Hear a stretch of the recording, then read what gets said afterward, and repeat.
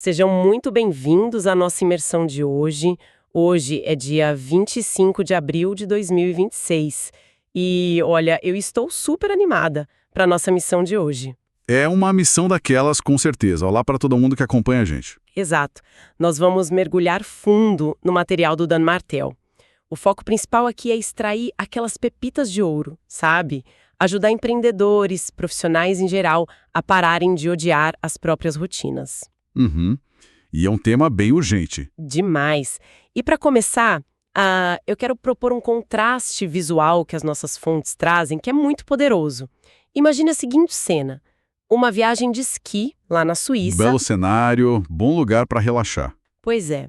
De um lado da montanha, nós temos o Richard Branson, bilionário, dono de tipo 400 empresas, com mais ou menos 70 mil funcionários. Caramba, 70 mil. Sim.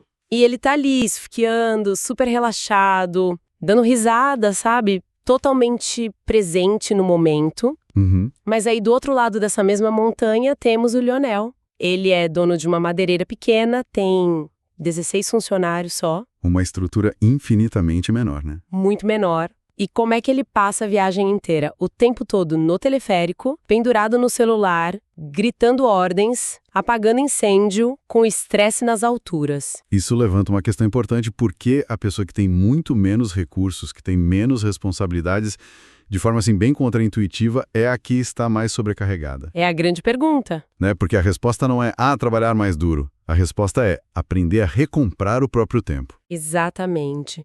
A missão da nossa análise detalhada hoje é entender esse método, desconstruir essas rotinas caóticas e transferir aquelas tarefas que simplesmente sugam a energia da pessoa. É construir uma vida onde o sucesso não cobra um pedágio tão alto na saúde física e mental.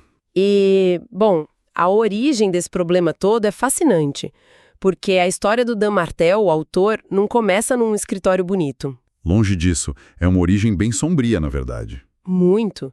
Ele teve uma juventude bem conturbada. Problemas com a polícia, até o ponto de ir parar numa solitária de uma prisão de adultos. Nossa, Pois é. E foi lá que um guarda chamado Brian viu que ele tinha potencial. E isso acabou levando ele para a programação. Aquela mágica de escrever um código de Hello World. aquele momento clássico de quem aprende a programar. Uhum. Porque, sabe, a programação trouxe uma previsibilidade para a vida dele que era um caos absoluto. Só que aí ele pegou essa mesma energia e jogou no empreendedorismo. E aí nasce a famosa síndrome do Get Shit Done, né? Exato, a síndrome do GSD, aquela mentalidade de fazer acontecer a qualquer custo, na força bruta. Que é perigosíssima. Ele canalizou essa energia toda trabalhando tipo de 15 a 18 horas por dia. Caramba. E o resultado disso? Ele perdeu 2 empresas e tem uma história triste nas fontes que mostra bem isso. Ele chegou em casa um dia e a noiva dele estava no balcão da cozinha, devolvendo a aliança. Nossa, doeu só de ouvir. Pois é, porque ele estava fisicamente ali, mas nunca estava presente de verdade. Isso me lembra muito o caso do Stuart, que também está no material. Um empreendedor da área de software. Ah, o Stuart, o clássico super-herói que tenta fazer tudo sozinho. O Stuart fazia o financeiro, escrevia o código, ele agendava as próprias viagens, tipo o pacote completo da sobrecarga. E o que aconteceu? Um belo dia ele teve um ataque de pânico no meio da Disney. Faltou o ar. Sim, ele não conseguia nem respirar. Ele atingiu um ponto crítico.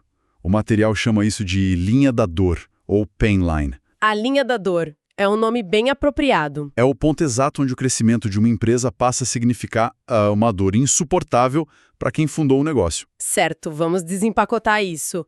Quando as pessoas chegam nessa linha, o que elas fazem? Porque imagino que o instinto seja fugir disso. Exato.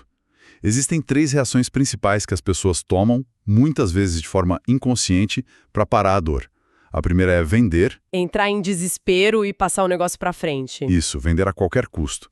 A segunda é sabotar. Tipo, tomar umas decisões drásticas, totalmente do nada. Perfeito. Mudar o site inteiro de um dia para o outro, brigar com o cliente, é uma sabotagem inconsciente para frear o crescimento.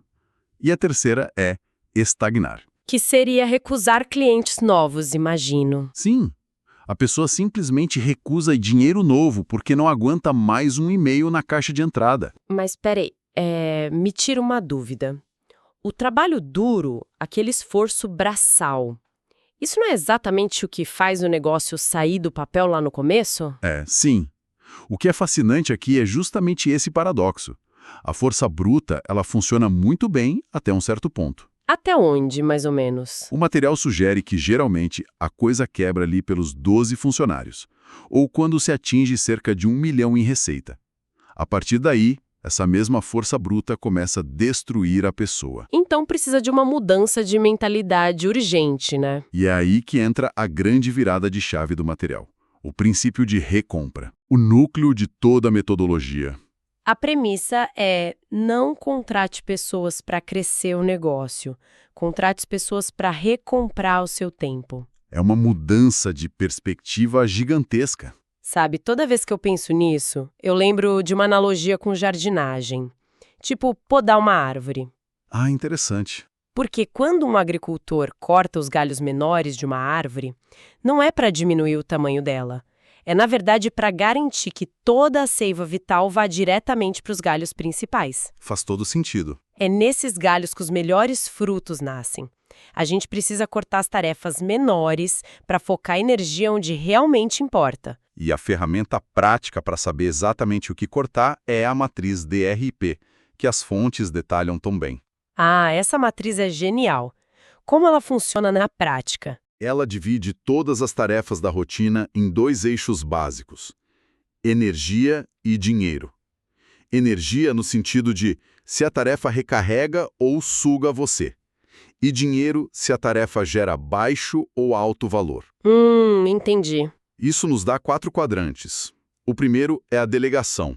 É baixo dinheiro e suga energia. Tipo, fica respondendo um e-mail de suporte, arrumando planilha, isso tem que sumir da rotina, né? Imediatamente. Mas a verdadeira armadilha está no segundo quadrante, a substituição. Por que armadilha? Porque traz alto dinheiro, mas continua sugando energia. Pense em alguém que é ótimo em criar produtos, mas odeia fazer vendas ou marketing. Ah, sim. A pessoa faz, entra uma grana alta, mas ela termina o dia querendo chorar. Exato. É a armadilha de achar que o dinheiro alto compensa o dreno de energia. Não compensa a longo prazo. E o terceiro quadrante? O investimento. Baixo dinheiro, mas dá muita energia. Que seria cuidar da saúde, ter hobbies, passar tempo de qualidade com a família. Perfeitamente. E, finalmente, o quarto quadrante. A produção. Alto dinheiro e alta energia. É a chamada zona de genialidade. E aqui é que a coisa fica realmente interessante. Nós temos aquele exemplo sensacional da Oprah Winfrey no material. A trajetória dela ilustra isso como poucas. Muito! A Oprah, no início de carreira, ela foi tipo rebaixada. Ela era âncora de um jornal de notícias. Só que ela odiava ter que explorar as tragédias diárias.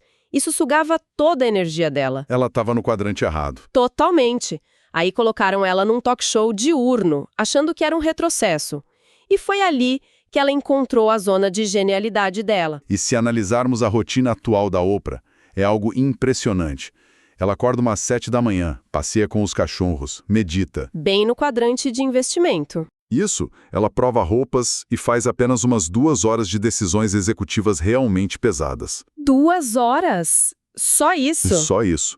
O resto do tempo ela passa estritamente nos quadrantes de produção e investimento. Ela criou um sistema de blindagem. A lição incrível que a gente tira disso é que ela não faz só o que ama porque ficou rica.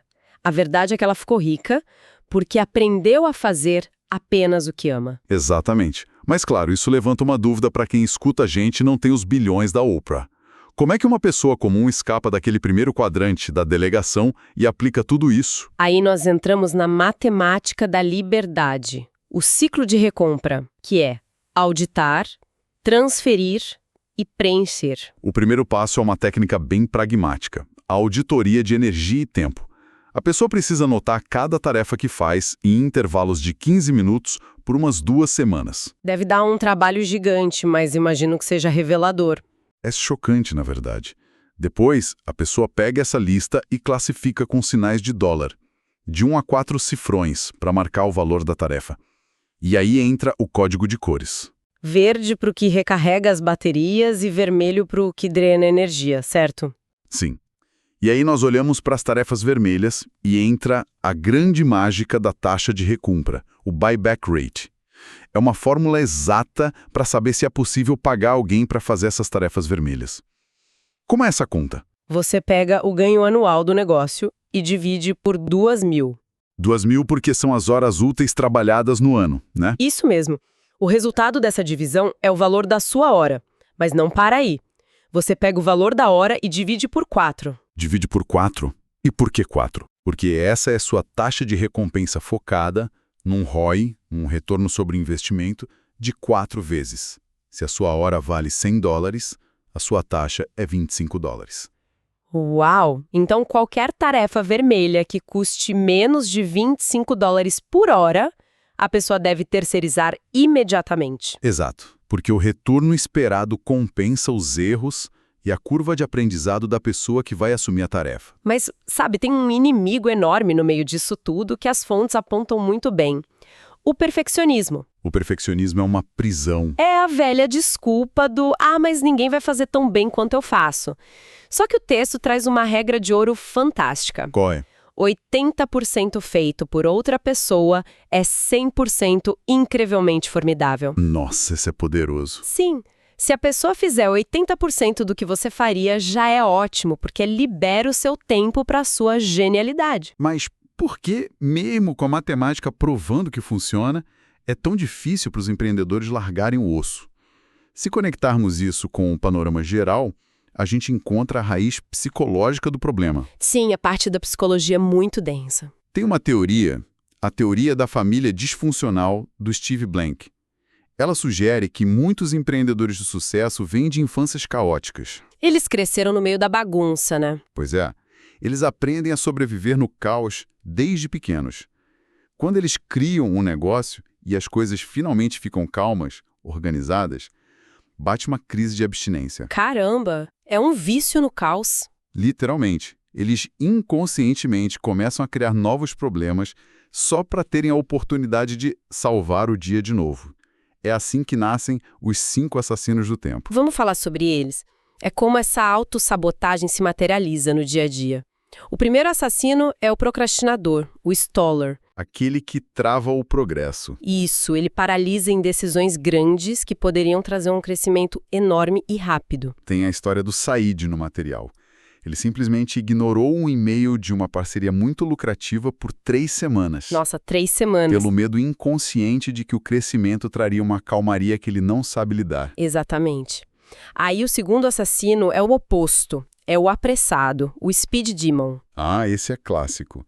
É aquela pessoa que percebe a sobrecarga e contrata a primeira pessoa que aparece na frente dela. Sem treinar, sem critério nenhum. Sim. Obviamente dá tudo errado, a pessoa é demitida e o apressado ganha a desculpa perfeita para dizer, olha, viu? Ninguém consegue me ajudar, eu tenho que fazer tudo sozinho. É um ciclo vicioso. E o terceiro assassino é o supervisor, o microgerenciador. Ele contrata, mas vai lá e faz o trabalho pelo funcionário. O texto traz o exemplo do dono da loja de bicicletas, lembra? Lembro sim. O cliente entra com um problema, o dono tem uma equipe pronta ali para resolver, mas ele não aguenta. Ele vai lá, toma a frente e conserta ele mesmo. Ele tira a chance da equipe aprender e fica cada vez mais preso. Uma armadilha completa. O quarto assassino é o poupador, o saver. Ele retém aquele dinheiro que estrategicamente deveria ser usado para comprar o tempo dele de volta. Essa história é chocante. A história do Caio. O Caio cobrava $40.000 de cada membro num grupo que ele gerenciava. Um ticket altíssimo. Muito alto. E ele precisava formatar o currículo do grupo. Em vez de pagar uns $10.000 para um profissional excelente fazer isso, ele ficou perguntando se não tinha um livrinho de $20 na internet para ele mesmo aprender a fazer de madrugada. Ele preferia destruir a própria saúde para economizar uma fração pequena do lucro. Então, o que tudo isso significa? Que essa falsa economia acaba custando o ativo mais precioso que existe, a energia criativa. Com certeza. E o quinto assassino fecha essa lista. É o automedicador. A pessoa que tenta fugir da dor através dos vícios. Isso. A pessoa usa vícios, álcool, qualquer coisa para celebrar uma vitória ou para fugir da sensação de derrota.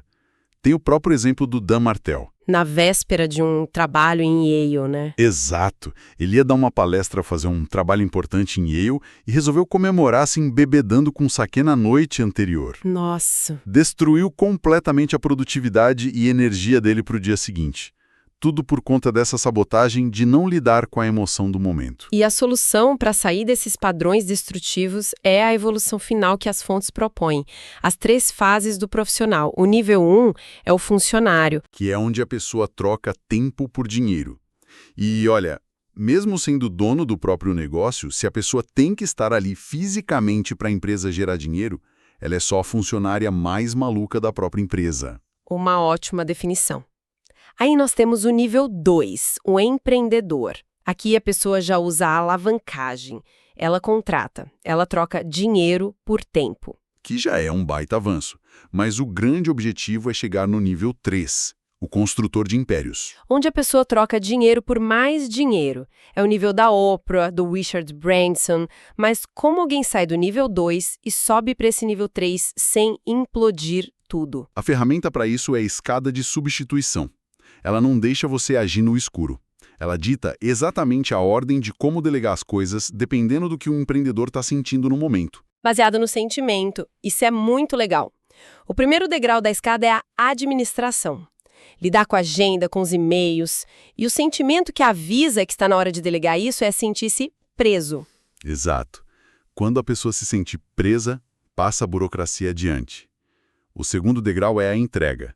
Suporte ao cliente, o onboarding.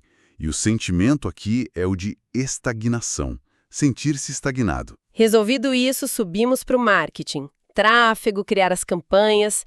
Sabe que está na hora de passar isso para frente quando a sensação é de muito atrito na rotina. Perfeito.